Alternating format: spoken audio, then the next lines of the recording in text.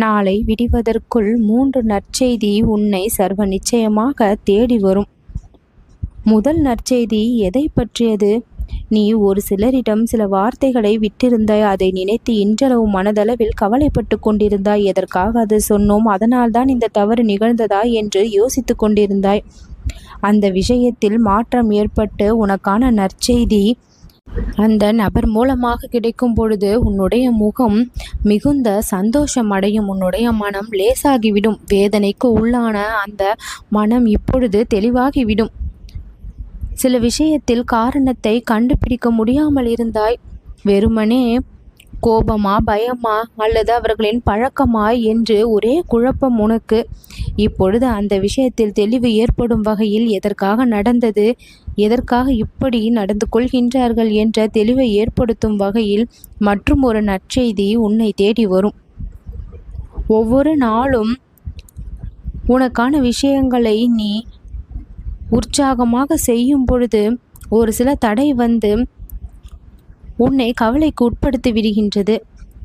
தடையாக இருந்த அந்த ஒரு விஷயம் இனி தடையின்றி உனக்கு வெற்றி வழியை இப்பொழுது கொடுக்கும்.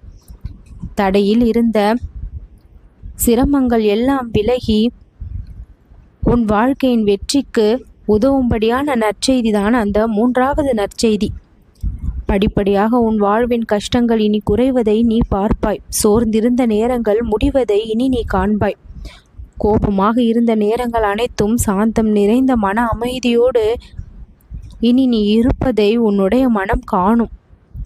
ஒப்புக்கொள்ள முடியாத சில விஷயங்களால் உன் மனம் வேதனையை சந்தித்தது. சகித்து கொள்ள முடியாத சில காரணங்களால் உன் மனம் கஷ்டத்தை அனுபவித்தது. இனி எந்த கஷ்டமும் இல்லை. உன் மனம் மிக மிக மகிழும்.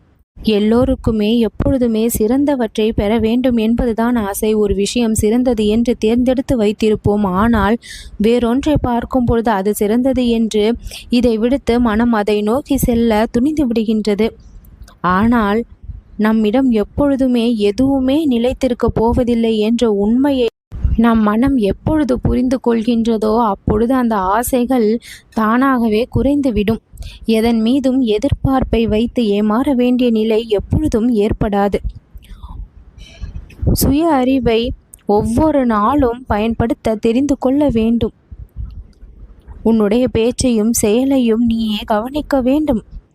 கடும் உணர்வுகள் வந்தால் 5 நிமிடம் அமைதியாக இருந்துவிட வேண்டும். உன்னுடைய மனம் எதை எதிர்க்கின்றதோ அதனால்தான் கவலையும் அடைகின்றது. எதையுமே எதிர்ப்பாக பார்க்காமல் உன் வாழ்வின் நலனுக்காக நீ பார்த்தால் அதை சந்தோஷமாக மாற்றிக்கொள்ள உதவும்.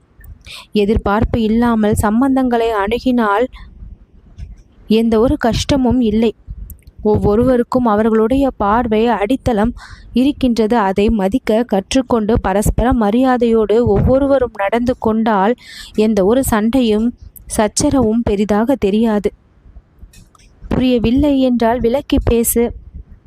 உடனடியாக எதையும் விமர்சித்து விடாதே. ஒவ்வொருவருக்குள்ளும் நல்ல குணமும் உண்டு. உடனடியாக உனக்கு கிடைத்துவிட வேண்டும் என்பதற்காக எதை பற்றிய தவறான புரிதலும் வேண்டாம். நாம் காயப்படுகின்றோம் என்றால் அதற்கு காரணம் நாமத்தான் முதலில் இருக்க வேண்டும். பிறகுதான் மற்றவை எல்லாம். இதை ஒவ்வொருவரும் உணர்ந்து கொண்டால் யாரையும் காயப்படுத்தும் செயலில் ஈடுபட மாட்டோம். ஒவ்வொரு நாளும் உனக்கான புது புது மாற்றங்கள் உன் வாழ்க்கையில் வந்து கொண்டுதான் இருக்கின்றது.